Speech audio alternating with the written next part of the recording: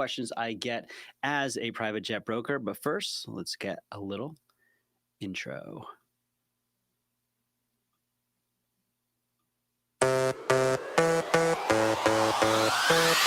Welcome to the JetLife podcast, pulling back the curtain on private aviation so you can live that jet life to the fullest. My name is Tom Lelyo, and I'm your ultimate jet guide.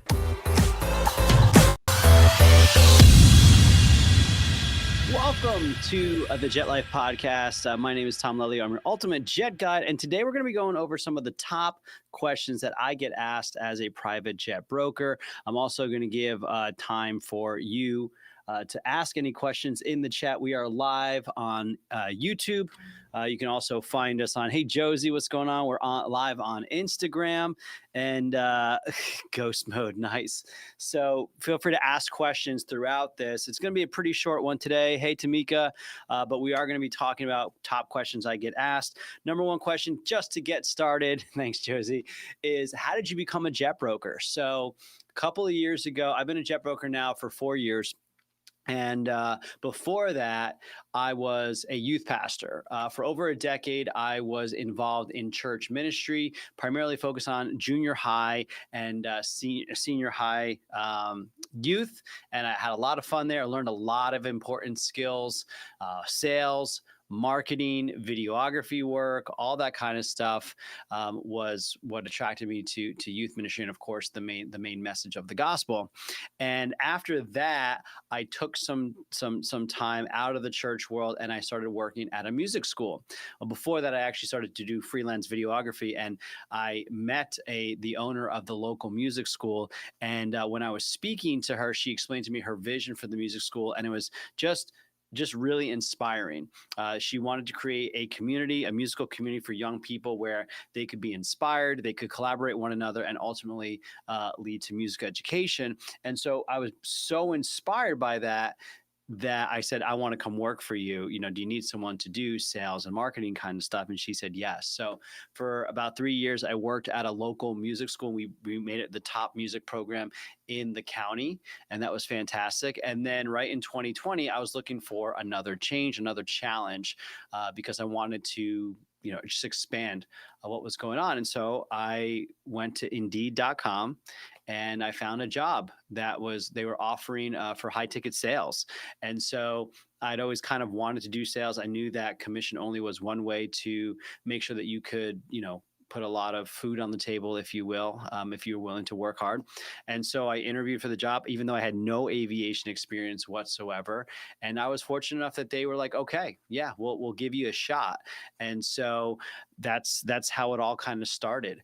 And while I was working there, I learned a lot. I learned a lot about aviation, and I never became like, a mechanic or a gearhead. I'm not into cars or machines or anything like that, where I'm like, oh, it's got this much horsepower and this much, whatever. I just don't know that stuff. So as a jet salesperson, what I really kind of focused on was the individual, the person I was talking to, and just building a relationship from a place of being genuine. Hey, this is me. Hey, I'm Tom, looking to sell a jet. Like, are you guys in the market to put it for sale? And I started off, and I actually did not have a lot of success to get started. The first couple of weeks I was calling $1 million jets, and it turned out that was just too big of a swing for me. So my boss brought me in. He's like, hey, I hear you on the phones. You're doing a great job on the phones, but I think that we need to move you down a model because you might be swinging too far for the fence. And so what we did was we brought me back down to some of the older jets that were around $500,000 as opposed to $1 million. And I started to connect with those guys. I started to connect with the owner operators and started building my listings. And within my first, couple of months there, I was up to 20 listings at the time. And what was really interesting was that we were in the middle of COVID and the market was kind of flat for a good, probably, 9 to 12 months, where nobody knew what to do. Like, do I sell it? Like, because the whole country shut down right now. Do I keep it? Because the country's going to open up and I'm going to want it again. Like, people weren't sure. So I racked up a lot of listings to begin with. And that was just a result of a lot of phone calls. So when people ask me, like, what does it take to become a jet broker? It just takes, in my experience, it takes the ability to be disciplined enough to make those phone calls. I was making close to 100 calls a day, and I came in early. I left late. Now, fortunately, it was kind of during the pandemic. Hey guys, what's going on? A lot of people coming on Instagram, and so I was fortunate during that time where I didn't have kids' soccer schedules that I had to get out of the office early or anything like that. So I could come in early and stay late. But that's really what it kind of came down to, is did I have the mental discipline? And now a lot of people will say that, and I'm gonna kind of call out a few people right now. You know, people will connect to me and, hey Tom, like, I'm thinking about becoming a jet broker. Like, what do you think? And you know, they all know the right things to say. Like, oh yes, I know I'm gonna have to put a lot of work. I know I'm gonna have to be disciplined. I know I'm gonna have to do this, whatever it is. And then when I, you know, put them to the task, you know, it's like, okay, go. Like, because I don't, when people come to work with JetLife Aero, like, I'm not your boss, right? And I'm not going to, you know, sit there and be like, okay, you got to make your calls today, let's go, Johnny. You know, it's, are you going to make your calls? And so I pull it up, and so I see who's making calls, who's not making calls, and I see the results. And I can tell you, one of our top brokers right now, shout out to Alex, like, he, you know, within about 4 or 5 months, he got himself a listing. It was a $1.8 million citation jet listing, which he worked really hard for. And this is a really tough market too, because it's just slow, again, kind of like it was back in 2020. So he worked really, got a listing, and then it was under contract within about 6 weeks. And so now he's got an aircraft under contract. We look like we got an acceptance. I think that was just done yesterday. And so he's moving towards a close in the next 30 to 45 days once all the squawks and stuff are fixed. And, you know, I look back at what he's doing, and he's making the calls. So last week he got a call back that someone he'd been following up with for literally, like, you know, 6 months now, is ready to list his aircraft. So he's going to have another aircraft in January. So he'll have 2 listings in this time frame. And I look back at the stats, and I'm like, okay, he's making his phone calls. And when he makes phone calls, like, here's what people don't understand about sales. And so, you know, when people ask me, how do I be successful as a jet salesperson, is you have to understand this concept of the discipline, but also it's a lot like farming. Okay. You're going to put in a lot of time, energy, and effort up front, and you're not going to see the results for a long time. When you call people, okay, if you call 100 people, maybe 1 or 2 of those people are going to be ready to list. They're going to be warm. You're going to get a shot. You're going to have a chance to make a proposal and say, hey, you should choose me out of all the brokers you might be talking with or you have worked with in the past. Okay, you might get, you know, 2 or 3 of those people out of the 100. Now, majority of people are going to say, I'm not interested. Like, I'm just not, now it's not the time. Or you might get some that say, I might do it next year, or I might do it in a few months. But the question is, can you stay disciplined so that you are able to close the ones that you get right away, and then you're able to stay following up with the people to build a relationship, so that when they're ready, when the seeds are ready to be harvested, you are there? Or are you going to let somebody else reap the harvest? And we see that a lot. Like, it's happened to me a lot this past year, because I was spending a lot of time writing the book, training team members. Hey, Sue, what's going on, man? It's good to see you. So we saw a lot of that where, you know, I was putting a lot of phone calls, Alex was putting a lot of phone calls, and then all of a sudden we see a new citation come to market, and we go to our notes and we're like, oh, left message. And then we see in the notes where it says, yeah, he might be interested in a month. And we never followed up with him. And sure enough, within 6 weeks, the airplane goes to the market. So when people ask me how to be successful, number one, it's discipline, but it's also what's really important is the follow-up and the discipline to follow up and build relationships, and not just be like, oh, I called that guy already. Like, okay, well, get an answer. Another frequently asked question. And again, don't forget, I appreciate you guys being here. Yes, this is really live. People are asking, please feel free to ask a question in the comments, because I want to answer any questions that you might have about being a private jet broker. Another question people ask is, how long does it take to get your first paycheck? I'm going to tell you right now, as we sit here, it's December 20th, 2023. The market really slowed down. Fourth quarter, it picked up again. Oh, we have questions this way. Oh, hey, okay, cool. and so things are really slow. I anticipate it's going to be slow in the first and second quarter. That's just how this world usually works. First, second quarter for aviation are usually slower times. So what we need to be doing is we need to putting in twice as much, 3 times as much work to get one level of the same result. So we're gonna have to work 2-3 times as hard to get the same result we've gotten in the past. And so what I'm telling people, like, plan on not getting a paycheck for 6 to 9 months. By the time Alex gets paid, and he got started in June, it's gonna be about 6 months. Okay, so there's proof of concept. When I started JetLife Aero, my first paycheck was, I think, about 4 months. I was able to get a listing, and then maybe like 4 or 5 months, I got we closed on one of the jets. So, plan to not have income for that long a time. Can you do that? So, the good thing about private aviation is that anyone can do it. There's no license, no certification. The bad thing is anyone can do it, no license, no certification. So but some people will jump in it too early is kind of my point there. So, how long does it take to get your first paycheck? I'd say 6 to 9 months. And then, are you strategic? So the question for Alex is, right, because we're using him as an example, he's going to get a payday in January. When's his next paycheck?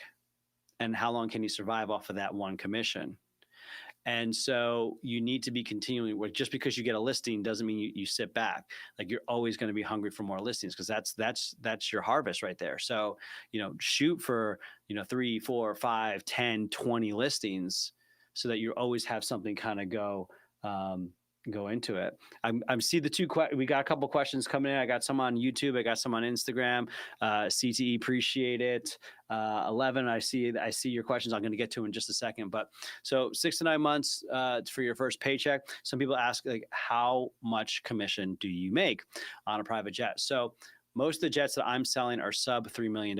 Most of them, actually, right now, our inventory is about $500,000 to, like I said, $1.8 million. We're shooting for 4 to 6% commission. And I say 4 to 6% because it kind of depends on the value of the aircraft. And it also depends on, do we want to be negotiable? Every broker has the ability to negotiate their own commissions, which is really nice, because it gives you an opportunity to make your own paycheck, right? You can ask for a lot, you can ask for a little. So maybe you get 20 listings because they're all 2% listings, or you get 20 listings at 6% listings. I mean, that'd be fantastic. So that's kind of what the commissions are, 4 to 6%. And okay, so one of the questions that we got was, what do you do in steps to get exclusive listings? So that's Jose. So here's the steps to get an exclusive listing agreement. In order to get an exclusive listing agreement, you're going to make contact with the owner. Make sure you're talking with the owner. I've got a couple of guys that are trying to get me in touch with, hey, I've got someone who wants to list the airplane, but it's not the owner, it's the pilot. So you need to talk to the decision maker, the owner of the aircraft, the person that the FAA recognizes as the owner of the aircraft. So you get in touch with the owner of the aircraft, and then from there you talk to him about what is your listing agreement. So for us, it's a 120-day exclusive listing agreement. That means it's exclusive. I'm the only person that can represent this aircraft. It's a 6% commission, we'll just say, and maybe there's something in there that says, if you don't cancel in 120 days, it renews every 30 days. So you put the listing agreement in front of them. Obviously, you probably want to do some kind of a proposal, like, hey, here's the market. You want to demonstrate to them why you're the person that they want to use to sell the aircraft. You give them the listing agreement, get it signed, and boom, we're off to the races. Then the next step after you get the listing agreement signed is to create your spec sheet and gather all the information you need on the aircraft. So you're going to need photos, you're going to need maintenance reports, you're going to need any stories behind the aircraft, anything unique about the aircraft, if it has any special modifications, STCs, any special history, any special programs that it's on. You want to get the details. So if it's on engine programs, how much is that costing per hour per engine? Those sort of details. Put your spec sheet together, and then you're going to put it out into the market. That could be putting it on Facebook. That could be putting it on social media, YouTube. Facebook groups are great places. It can also be put it on Controller, Trade a Plane. Those are the big platforms where you're probably going to want to be. Now, something interesting, so you know, like for jets, Controller is roughly, I think, $400 per month per listing. So if you get a listing and you're not getting any income, like you're going to be shelling out $400 a month as long as that sits on Controller. Now, some brokerages will pass that on to the seller and say, hey, you got to pay this. I'll handle the phone calls. You just handle the money to pay Controller. I mean, that's totally up to you, however you want to do business. The way JetLife Aero does it is we take care of everything soup to nuts. So there's literally no risk to anybody when they decide to sign up with us. They know we're handling everything, even the photos, the marketing, all that kind of stuff. So those are the steps to get your exclusive listing agreement. Somebody on YouTube was asking, can this be done remotely, or do you have to be, in person? That's a big question I get a lot is, can I work from remote, or do I have to move to Sarasota to work with you, Tom, or do I have to go visit the jets all the time, and like, am I traveling a lot? And the truth of the matter is unless it's in Florida, I'm probably not going out to the aircraft. I'm relying on the owner, their mechanic, their pilot, someone over there to help us out. I've got photographers all across the country that I can reach out to. They will go to the site to get the photos and the videos taken care of, not a problem. When it comes to a pre-buy, a mechanic's coming to the aircraft, or the aircraft's going to a mechanic. Don't have to handle much there. Escrows all remote. Pilots we can find. So you really can do a lot of it remotely. I will say that, it's helpful to go when you can. So anything in Florida, I pretty much go to, especially when I have my plane. I would just fly over there and shake people's hands and just kind of be present in the conversations. And it's also good, for test flights, for example, especially, you're on the plane, so that if they say, oh, the pressurization wasn't working, or oh, this happened during the flight, you can kind of back up as the seller's representative, like, yeah, it was there, I was there, and this is kind of what happened. So to answer the full question is, you can do it remotely. Like that's kind of where that's at. So again, don't forget to throw some questions into the chat, whether you're on YouTube or you are on Instagram. Let's check out some more questions over here.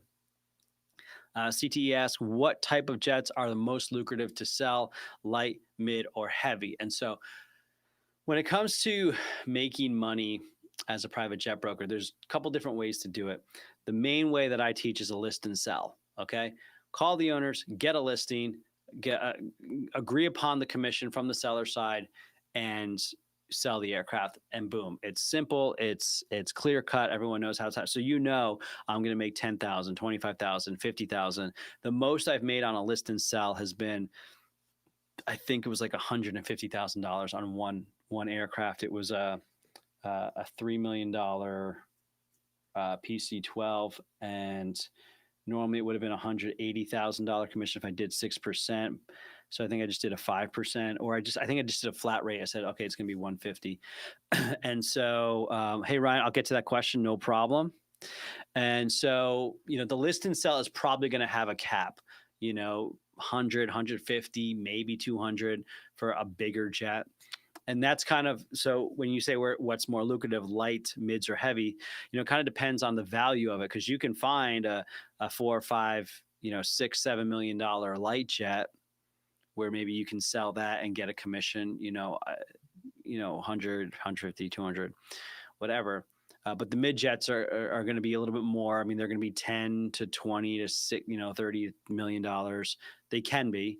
And then of course the heavies are just kind of, I've seen $80 million heavy jets. So just because you sell a jet that's worth more money doesn't mean you get more commission, though. Interestingly enough, when it comes to the list and sell model, is what I'm trying to say.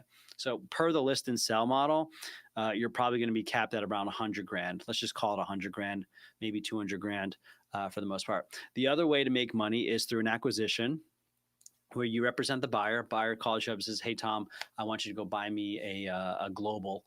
So I go find them. Great. No problem. Here's my acquisition agreement. Again, you're going to be capped out probably around $100,000, $200,000, and most of them are going to be less than that. So, that's that. And that will also depend on, so my acquisitions do depend on the size of the jet. Well, not the size, but the cost of the jet. So anything $2 million or more is going to be about 100 grand commission for the acquisition side. And then on top of that, we also have Another way to make money is through a simultaneous closing. So that's where you have a jet for sale. The seller's not going to pay you and the buyer's not going to pay you. You have a jet for sale. You have a buyer that comes in and buys the jet at $2 million. Let's say it's a $2.2 million jet. So you have a seller that comes in and says, hey, I'll buy it for $2 million. Great. At the same time, another buyer comes in and says, hey, that's the exact plane that I want. Okay, well, you go to the first buyer and you can say, hey, listen, like, would you be willing to sell your spot in this aircraft basically to somebody else? And they may say, because they kind of went in, they saw it was kind of a savvy buy at $2 million is really worth 2.2. He's like, yeah, sure, I'll sell it for $2.2 million. Okay, great. So now you go to the second buyer and say, hey, he's willing to sell at 2.2. Second buyer says, okay, that's a fair price. I get it. Someone got there first. They're going to buy it at X price. They're going to sell it to me for a profit. Okay, I get it. So in that split, that $200,000 split, that's where you can get a commission. That's where you can say to the seller, okay, like out of the 200 grand, like, what's my cut? And so you can see that when you're doing with a bigger jet, these simultaneous closings, okay, there's more room in a bigger jet that's going for 10, 15, $20 million, $30 million. There's a lot more room to hide 100 grand, 200 grand. And I don't mean hide, I just mean pull commission from that sort of a thing. So, hey, Angel, so yeah, if somebody is in a position, so if you as a broker are in a position to make a split, there's margin in brokering this deal because you have one guy buying it at two, let's just say $10 million, and one guy who's willing to pay, $12 million. Well, there's $2 million. So the seller gets, a little bit of extra money and they're willing to share that, with you. That's where you can start to hit it out of the park with, $100,000, $200,000, $300,000. I've seen $500,000 commissions off of deals like that. So the main question was, what's better, more lucrative, light, mid, or heavy? To that, I would say there's probably more room for simultaneous transactions in the heavy jets. Usually the mids to heavies where you see those kinds of big, deals happen. However, you can still make a very good, I was pulling in over $500,000 selling light jets under $3 million. So you don't need, if you have the volume in the light jets, you don't need the big transactions or the home runs of the mid and the heavy jets, because those are hard. It's really hard when you're dealing with, those size jets, those size assets. You've got lawyers, you've got business teams, you've got mechanics, you've got big inspections. Nothing happens fast. Something always breaks. That's going to delay it by another 2 weeks. So you can't really count on those big paydays unless you have some singles and doubles along the way. So I hope that answers that question. All right, guys. Well, I'm going to just kind of wrap up here. I really appreciate, if you guys have any other questions, I will answer them if they get posted in the comments on Instagram or on YouTube. I think I answered everyone's questions. Let me just go back through here again.